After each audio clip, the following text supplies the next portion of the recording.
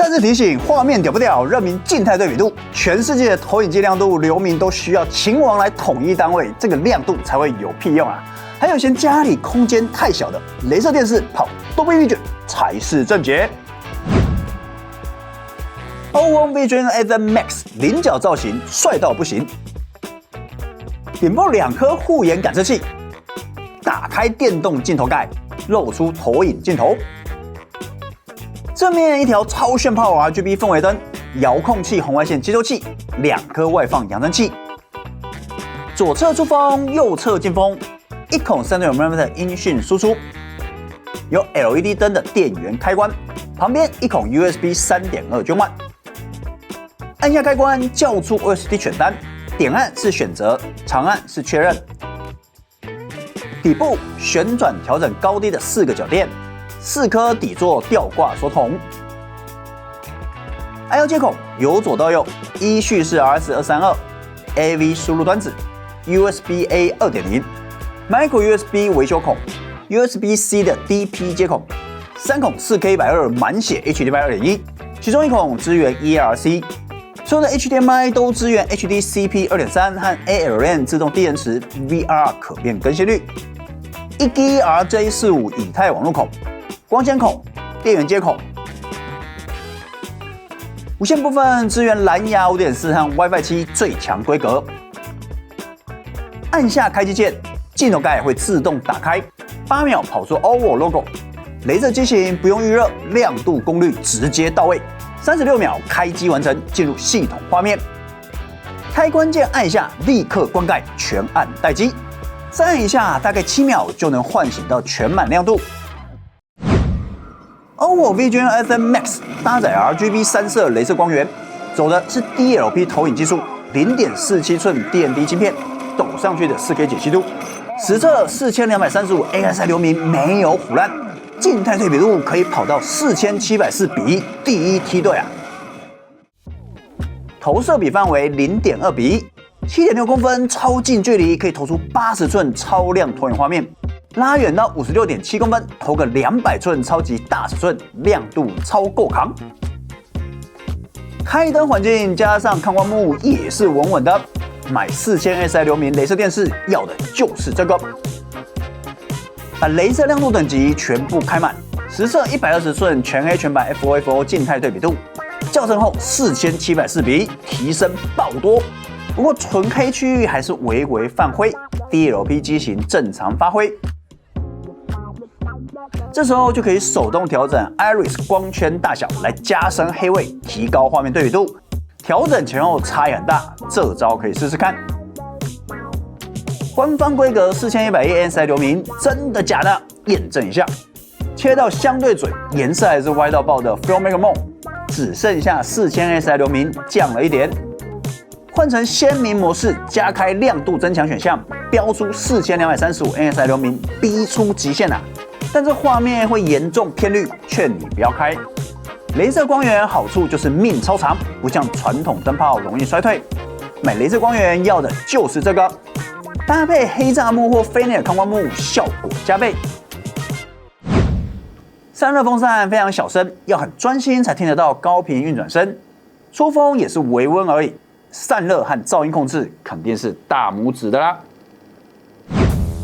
先看 SDR 顯示色域，切到相對準的 Filmmaker Mode， 出廠有 91.3% Rec 709，白平衡跟色彩误差值歪到很可怕。自行校正後，顯示色域掉了一點。白平衡跟色彩誤差值表現不錯哦，最大色偏就卡在黃跟綠，拉不太回來。这台雷射電視在 Filmmaker Mode HDR10 狀態下 ，UHDA P3 和 BT2020 顯示色域預設出廠就超過92%，表現不錯哦。無奈顏色有點跑偏，記得做色彩校正。再來是 EOTF 映射曲線 ，AK HDR 亮度映射曲線。同樣模式的 HDR10 狀態，灰色測試曲線在亮度訊號等級50之前，畫面就被急速拉亮，然後一路平滑到220尼特峰值亮度。但是在看 HDR 畫面，暗部會稍暗，亮部還會過曝，細節直接消失啊！如果把色調映射開到高，雖然灰色測試曲線的峰值亮度會降到135尼特，不過走勢幾乎貼齊黃色標準曲線。肉眼看來的暗部細節更加明亮，亮部層次也更加凸顯，非常神奇。就記得打開色調映色，而且在全彩畫面幾乎沒什麼彩虹效應，只有在黑底畫面的白線條會隱約看得到。那退後2公尺也幾乎察覺不到 RGB 3色雷射最怕的雷射閃斑，非常神奇。超級感謝，記得 donate。用的是 Google TV aka Android 14作業系統，有機會吃到 Dolby Vision 2的 Pantonic 800，重點是8+128GB 旗艦規格，遠超普通電視，直接佔未來。大家最在意的手機無線投放全部通殺，也支援多視窗投放，沒有短處。再來一副 DLP Link 主動式快門 3D 眼鏡，在家就能享受劇院級的 3D 享受。金屬外殼的遙控器大大一只，有藍牙控制，不用對準投影機就可以輕鬆操控，手感很不錯。有內建收音麥克風、串流快捷鍵，跟投影機絕對不能少的按鍵背光哦。OVO 這台不支援數位跟光學縮放，不支援鏡頭位移，不支援自動對焦。唯一有的就是需要靠手機拍照輔助定位的自動梯形校正，還有防止眼瞎的護眼偵測。除此之外，全都需要手動慢慢調。好加在雷射電視難度不算高啦，要正放或者倒掛正頭，通通沒問題。投影方式只能手動調整，不支援自動翻轉，雷射電視很正常。HDR 有最基本的 HDR10 和 HLG。次世代的 HDR10 Plus 和 Dolby Vision 都可以全部點燈，全部通殺。重點來啦，科技狗獨家推薦影像模式大公開，不管是看 SDR、HLG 還是 HDR10， 影片模式一律推薦 Filmmaker Mode。HDR10 Plus 的影片格式就切到 HDR10 Plus 劇場，要看 Dolby Vision 那就切成杜比世界亮，就能打出相对色彩最準、彩度最飽滿、亮度最高的投影畫面。超級感謝，記得 donate。在圖片清晰度、動作增強功能 （aka MEMC 動態流暢增益）一共有4段，加上自定檔位可以調整。建議看運動比賽可以直接開到流暢，看電影記得切到關，沒有殘影閃爍跟破圖問題，晶片控制能力非常不錯。俗話說，一白真的可以遮3醜，4000SI 流明真不是蓋的。臉蛋白皙有血色，肉體就該有肉色。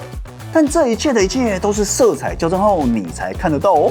想要有200寸超級高亮度大畫面的視覺震撼，雷射電視才是家庭劇院最佳解法。揚聲器外放一共100節音量大小，有2顆25瓦中音單體，2顆20瓦高音單體。全部90瓦出力 ，2.0 聲道，聲音超大，音效不錯，獨缺重低音啊。音源編碼支援 Dolby Atmos 和 DTS:X 全部之棒。我最推薦的音效模式是劇場，記得外接聲霸擴大機解鎖最佳體驗。外接聲霸擴大機記得接在有 ERC 功能的 HDMI 2接口，再把該開的選項全部開一開。讓聲霸擴大機完美解出杜比全景聲和 DTS:X 環繞音效。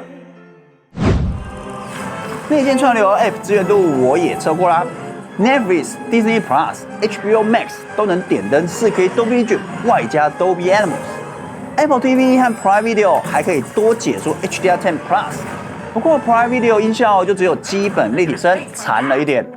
YouTube 最高有到 4K 60 HDR， 音效只有立體聲。換成外接聲霸擴大機，所有串流都能解出雙杜比點燈，超級厲害。音效方面 ，Disney Plus 還能再解出 DTS:X。YouTube 解鎖 Dolby Digital 5.1環繞，果然要搭配擴大機才能全解放。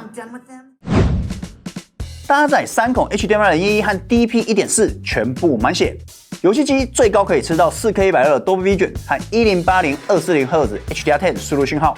不過實際的畫面顯示，其實只有 4K 60或1080 120Hz Dolby Vision 跟最高刷新率1080 240Hz HDR10， 走 4K 120訊源就會被降轉成1080 120Hz， 終究還是卡在 DLP 投影技術限制。不過全機支援 HDR10 加開 AMD 和 NVIDIA VR 可變更新率，還有自動低延遲 ALM 和 YUV422 色聲，內建揚聲器可以解出 Dolby Atmos。DTS X 和 PS5 Pro 的 DTS 音效，遊戲畫面規格和音效完全制霸，非常厲害。色彩格式部分 ，AMD 顯卡最高可以跑到 RGB 12 bit 的全範圍，加開240赫茲。NVIDIA 顯卡最高也是 RGB 12 bit 的全範圍，加開120赫茲。色深支援度開好開滿，達到 HDMI 2.1 滿血規格。G2G 反應時間比照 DLP 投影機只有1毫秒，非常及時。打 game 最重要的輸入延遲，只要開啟 DLP 低延遲模式，系統會自動把梯形校正和動態增益功能全部關閉，就可以跑到 9.5 毫秒，幾乎零延遲。外接聲霸擴大機，音聲延遲100毫秒，體感根本沒差。建議通通插聲霸擴大機，加上超即時按鍵手感，爽玩杜比世界 game 超大畫面商業大作。接好遊戲機，按一下雷射電視遙控器的選單按鈕，就會出現遊戲模式選單。遊戲類型有6種模式可以切換，樣式主題一樣有6種界面。暗場細節開跟關會影響暗部細節，雷射亮度等級直接開到10最亮。遊戲準星也有6種給你選，記得打開準星色彩自適應。更多設定裡面有一頭拉苦的設定選項，拿來當電競顯示器肯定是大拇指的啦。這台最猛的就是它在跑4000 ASI 流明的同時，居然還可以有超高靜態對比度，體驗屌屌的。最可惜的就是出廠色準歪到不行，還有校正後平均色彩已是旗艦啊，色彩差異更是巨大。